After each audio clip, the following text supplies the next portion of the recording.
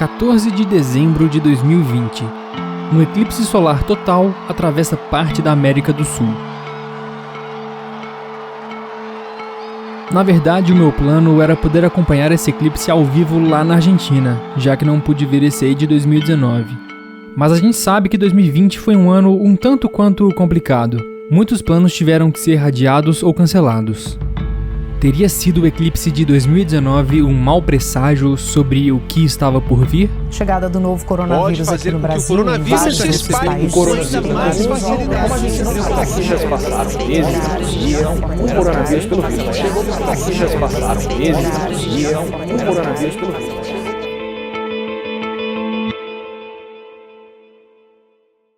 Bem, antes de tudo, deixa a gente se apresentar, né? Eu sou o Vini Marangon. Eu sou o Lucas Mitri. E como vocês podem ver, a gente está gravando das nossas próprias casas. Só que o lance é que, na verdade, toda essa história começou muito tempo atrás, bem antes de eu ter ido acompanhar o eclipse solar no Chile. Essa história começou no dia 21 de janeiro de 2019, quando eu e o Mitri resolvemos replicar o experimento de Eratóstenes, feito 3 séculos antes de Cristo, para estimar a circunferência da Terra. O dia foi escolhido pois o Sol passaria exatamente a 90 graus do chão ao meio-dia em Belo Horizonte. Eu fui para Montes Claros para medir um ângulo de uma sombra projetada no mesmo horário que o Sol estaria a pino em BH. Sabendo o ângulo entre a sombra e o objeto que a projetou e sabendo a distância entre as duas cidades, foi possível estimar a circunferência da Terra. Mesmo sem instrumentos de medição precisos, nós calculamos um valor de 37.756 km, bem próximo do valor real de 40.075 km.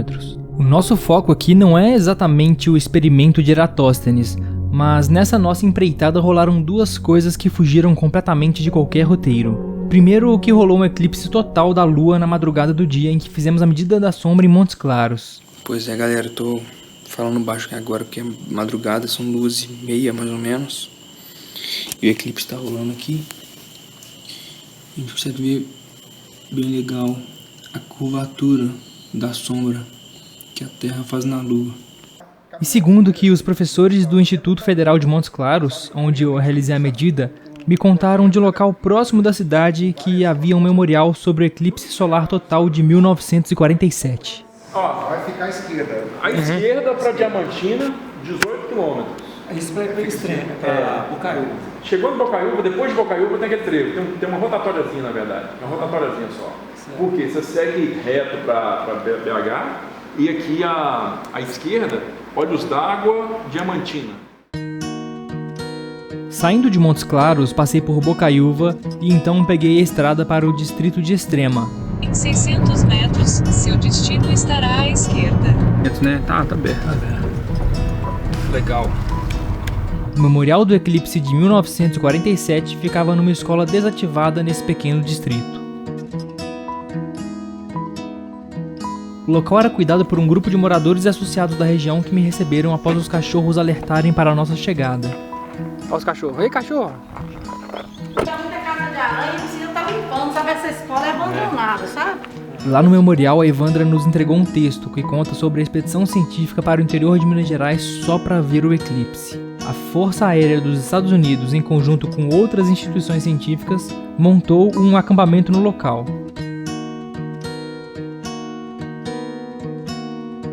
O intuito era fazer mais observações acerca da teoria da relatividade de Einstein.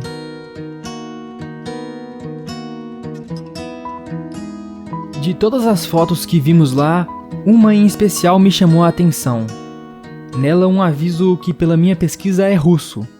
A palavra que identificamos significa cuidado, indicando talvez cuidado, equipamentos frágeis. Осторожно. O mais interessante disso tudo é pensar em soviéticos e estadunidenses juntos, em plena Guerra Fria, estudando um eclipse solar. Uma quadra bonita, boa, bem conservada. A escola que também a estrutura é muito boa, mas está totalmente abandonada.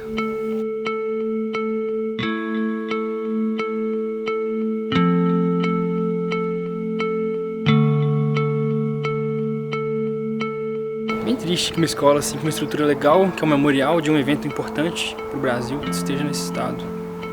Por ter acontecido em 1947, deve ser bem difícil encontrar alguém que vivenciou esse eclipse. Mais difícil ainda seria poder conversar com uma dessas pessoas. Para nossa sorte, minha avó Moema estava na zona desse eclipse e nos contou um pouco sobre como foi. A gente sabia de alguma coisa, mas sem muita explicação, né? Que eram todas crianças ainda. Então não tinha assim explicação. E todo mundo, nós estávamos no pátio, não estava no colégio, né? Já há 2 anos, e estava no pátio onde tinha uma quantidade de meninas lá da escola. E então ele já tinha avisado sobre isso quando chegou o horário do eclipse. A gente já sabia que ia haver alguma coisa, então preparamos vidros enfumaçados para poder olhar o sol. Isso aí foi interessante. Quando foi escurecendo muito mesmo, tinha do outro lado do muro de cerca, que era cerca, moravam outras pessoas. E elas as galinhas, tinha muita galinha e elas começaram a subir, ficar feito doidas e entrar para o galinheiro, procurar um lugar de esconder, uma coisa assim. Você morava onde na época? Curvelo, na escola, no orfanato Santo Antônio, lá em Curvelo mesmo. E como vocês ficaram sabendo do eclipse lá na cidade, em Curvelo? Deve ser na escola mesmo, os professores devem ter passado para a gente, porque era lá que a gente estava, morava lá na escola, né, no colégio. Então, deve ter sido lá mesmo com os professores. Qual a idade que você tinha na época? Tinha acabado de fazer 14 anos, deu para ver estrelas. O céu de lá é lindo, né? Então, deu para ver estrelas. Lembro que eles comentaram muito sobre as pessoas que iam participar do coisa, que lá que ia aparecer mais, né? Então, que veio gente de fora, agora de onde também eu não lembro, não sei de onde. Mas foi muito bacana tudo isso, viu? E até hoje eu gosto demais de olhar para o céu. Todo lugar que eu passo, gente, mas o céu é grande demais. É infinito, né? Mas a gente olhando só vê aquele pedaço dele grande. Porque o resto, nem com aparelho, não é, né? Por curiosidade, fui procurar na internet sobre esse eclipse. Eu achei nesse site aqui um mapa interativo que mostra todo o caminho que a sombra percorreu. E aqui está Curvelo, cidade onde minha avó morava na época, no limite da região total do eclipse. Tudo relatado na internet décadas após ter rolado o evento. E você sabe como que acontece um eclipse? Não tenho certeza. Eu sei que um tampa o outro até acabar toda a claridade. E depois vai saindo devagarinho outra vez até que chega no lugar outra vez. Mas demora, né? Não sei quanto tempo que demorou. Então, vó, eu vou explicar. A Lua gira em torno da Terra e a Terra gira em torno do Sol. O Sol produz luz que ilumina tanto a Terra quanto a Lua. Por isso a Lua só é cheia quando está do lado oposto do Sol em relação à Terra. Mas isso levanta uma dúvida. Por que não tem eclipses todo mês? A verdade é que o caminho que a Lua faz em torno da Terra é um pouco inclinado em relação ao caminho que a Terra faz em torno do Sol, por volta de uns 5 graus. Isso faz com que nem sempre a Lua esteja na reta que liga o Sol à Terra. Mas quando isso acontece, do caminho da Lua passar exatamente atrás da Terra, aí rola um eclipse lunar. Ou seja, a Terra bloqueia os raios de Sol que iluminam a Lua. Esses eclipses, quando acontecem, podem ser vistos por qualquer pessoa do lado noturno da Terra. Você só vai precisar ter um céu limpo. Já o eclipse do Sol, especialmente um total, é bem mais difícil de ser visto. A ideia aqui é a mesma do eclipse da Lua, mas dessa vez é a Lua que tampa a luz do Sol que chega na Terra. Acontece que a Lua é bem menor que a Terra, então ela não consegue barrar toda a luz do Sol que chega até nós. A consequência disso é que, apesar do eclipse solar poder ser visto em vários lugares, o eclipse solar total só pode ser visto numa faixa bem estreita da Terra. Por exemplo, durante o eclipse que o Mitre acompanhou no Chile, eu estava vendo o Sol assim em BH, enquanto ele estava vendo assim. Outro fato curioso é que a órbita da Lua não é um círculo perfeito, mas sim uma elipse, como se fosse um pouco achatada. Isso faz com que a Lua às vezes esteja mais perto da Terra e outras vezes mais distante. No caso dela estar mais distante, ela fica menor no céu e pode não conseguir tampar a luz do Sol totalmente. Daí rola um eclipse solar anular. Ainda sobre o eclipse de 1947, não foi a primeira vez que o Brasil serviu de solo para estrangeiros virem estudar o fenômeno aqui. Em 1919, em Sobral, no Ceará, uma expedição britânica formada por cientistas de outros países buscou observar um eclipse total, hoje um dos mais importantes da história. Conversei com a Estela Ishitani, brasileira pesquisadora na NASA, sobre esse famoso eclipse. E o que você pesquisa na NASA exatamente? Conta pra gente aí. Então, eu mexo com métodos de detecção de exoplanets, né, de exoplanetas, que são planetas fora do nosso sistema solar. E mais específico, eu estou mexendo com uma técnica que chama microlente gravitacional. Estelinha, e o que microlente tem a ver com o eclipse de Sobral? Tem alguma coisa a ver? Tem sim. Então, o que aconteceu em Sobral? Teve uma expedição em Sobral, em 1919, que era um dos testes para verificar a teoria da relatividade geral do Einstein. E o que essa teoria prevê? Ela prevê que uma massa, que tem um campo gravitacional, né, ela curvaria a trajetória da luz. E essa é a base da ideia mesmo de microlente gravitacional. Então, tem essa que é a conexão. E já falando do eclipse, o que o pessoal estava querendo ver exatamente naquele eclipse? Então, eles queriam observar esse desvio da luz, né, da luz que estava vindo de outras estrelas, devido ao campo gravitacional do Sol. E aí eles queriam ver o que ia acontecer. Então, tinham 3 possibilidades. Uma, que nenhum desvio ia ser observado, não ia ter esse desvio, né, o campo gravitacional do Sol não ia desviar luz nenhuma, não teria essa ideia. A segunda opção era a gente ia sim observar um desvio, mas seria um desvio devido ao campo gravitacional do Sol, considerando a força da gravidade newtoniana. Então, ia ser considerando, né, as contas feitas baseadas na gravidade newtoniana. E a terceira opção seria, a gente observaria um desvio, mas ele seria maior do que ao que era considerado pela gravidade newtoniana. Seria o que era previsto pela teoria da relatividade do Einstein.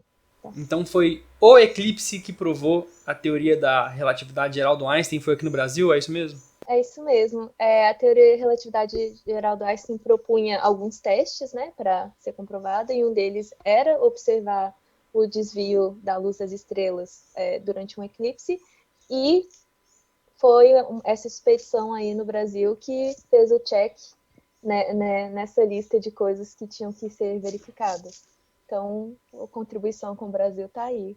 Se em 1919 teve uma nova descoberta científica a partir de um eclipse solar total, é possível voltar ainda mais no tempo para encontrar outros eclipses notáveis para a história da ciência. Em 1868, na Índia, um astrônomo francês viu uma luz diferente do que era esperada vinda do Sol. No mesmo ano, um astrônomo inglês também detectou essa mesma luz.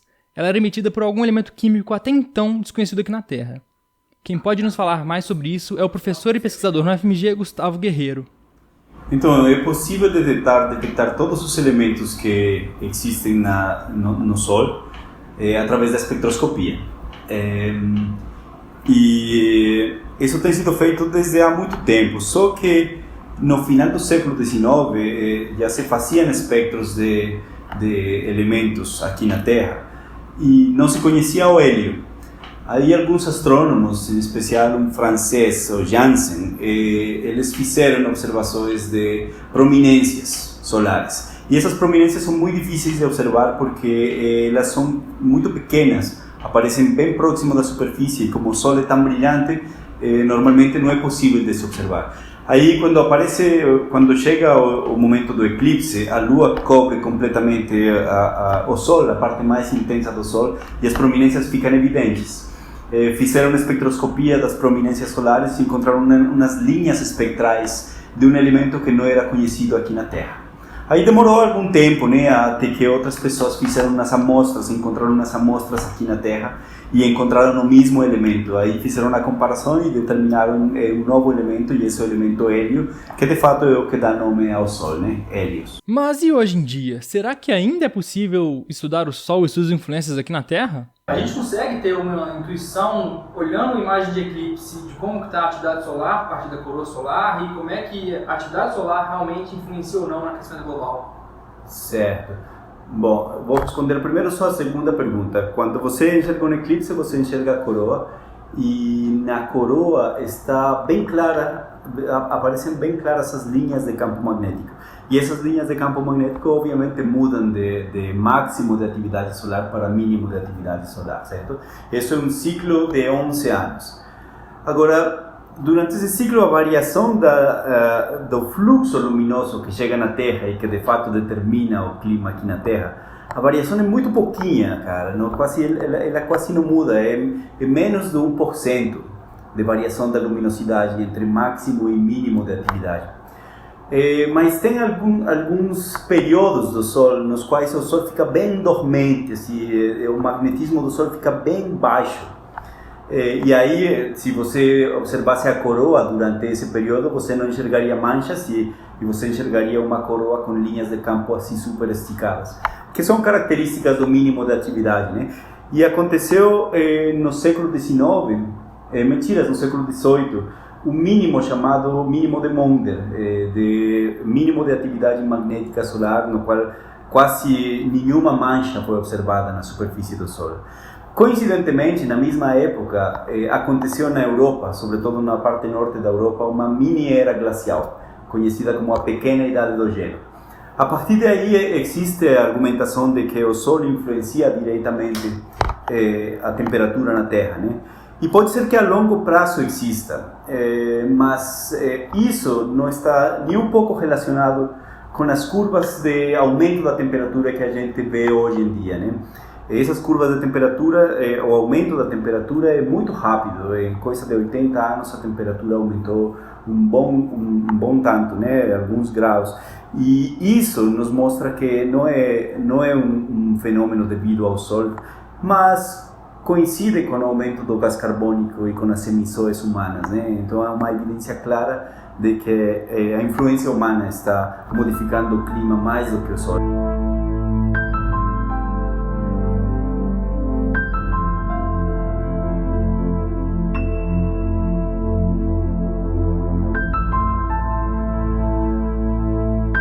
O nosso amigo Felipe Raime, do canal de astronomia Café e Ciência, foi o único brasileiro convidado pelo Observatório Europeu do Sul, ESO, para acompanhar o eclipse solar total de 2019 em La Silla, no Chile. Ele nos contou um pouco da experiência de vivenciar esse evento ao lado de cientistas do mundo todo. Eram várias coisas passando na cabeça, mas a ficha não tinha caído ainda, né? Só quando eu cheguei lá e presenciei as coisas é que eu percebi o que eu tinha conseguido fazer. Velho, a ficha só caiu quando eu cheguei lá e, tipo, tinha que usar máscara não, tanque de oxigênio com a mochilinha atrás, assim, vendo o nariz, porque a atmosfera é rarefeita lá no Alma, por exemplo. Ou então no momento do eclipse, tá ligado? No momento do eclipse. E outra, né? Tipo, eu dormi no observatório, cara. Eu dormi no observatório de La Silla um dia antes do eclipse. Cara, que doido. Isso daí foi tipo uma noite no museu, só que num nível muito mais hard, né? Uma noite no observatório, basicamente foi isso. Então, ver aquilo ali na prática, velho, que foi quando caiu a ficha, entendeu? Porra, eu cheguei a chorar, velho. Sério, cheguei a chorar. Tô em cima ali do observatório, nas estradinhas. Você olha 360 graus virando a cabeça assim, não tem nada, tá ligado? É tudo deserto, tipo, nada. Tu vê o horizonte assim, cheio de montanha, terra e tal, areia, acabou. Não tem nada, tudo absolutamente deserto. E aí, tipo, em alguns lugares a gente andando, a gente tinha que fazer silêncio, porque os astrônomos estavam dormindo, os operadores, os engenheiros, inclusive, a galera da manutenção, todo mundo ali, tá todo mundo dormindo. E aí de noite a cozinha tá aberta, assim, todo mundo andando pra lá e pra cá, virando a noite, tá ligado? Essa dinâmica dos cientistas de ficar acordado de noite e tal, quando foi o eclipse, né, que obviamente é de dia, a galera tava muito mortona, a galera ficou anotando, né, olhando o telescópio e anotando coisa, ou como é que foi a vibe lá? O pessoal se emocionou também, os cientistas, como é que foi? Cara, todo mundo, não adianta, você pode pegar a pessoa mais estudada possível e pegar a pessoa menos letrada possível e as duas vão chorar com o eclipse, assim. O conhecimento não faz diferença, tá ligado? A formação acadêmica não faz diferença. Eclipse solar é eclipse solar e vai deixar todo mundo doido ali. O Mitre estava em La Serena, eu fiquei no Observatório La Silla, então um pouquinho mais alto, 2.300 metros de altitude ali mais ou menos. Mas acredito que tenha sido a mesma coisa, até porque eu vi o vídeo de todo mundo gritando. Quando termina a fase parcial e vem a totalidade, todo mundo grita, velho, e a galera chorando, assim, é a mesma coisa, cara, foi a mesma coisa. Tinha gente da China do meu lado onde eu tava gravando, a Maju tava lá, né, que eu até cheguei a gravar com a Maju pro Jornal Nacional, ela Maju tava Coutinho? lá. Eu lembro dessa entrevista. Você tava com a galera do mundo inteiro, mano, e todo mundo, tipo assim, pô, devia ter doutorando, mestrando, professor, pesquisador de não sei aonde, etc. E eu queria saber, mano, dessa sua experiência, você chegou a acompanhar ou saber de algum trabalho científico que estava sendo produzido e que esse eclipse que a gente presenciou fez parte do trabalho? Sim, tinha um experimento científico para, mais uma vez, provar a relatividade geral. Exatamente como foi feito com a expedição de Arthur Einstein de 1919. Os caras estavam lá medindo a deflexão da luz ali no eclipse de uma estrela de fundo. Vini, eu vou te confessar que eu cheguei a pensar que esse nosso documentário aqui nem sequer ia sair do papel. E muito disso porque a finalização dele dependia da gente ir para a Argentina acompanhar o próximo eclipse em sequência, que ia acontecer em 2020, 14 de dezembro.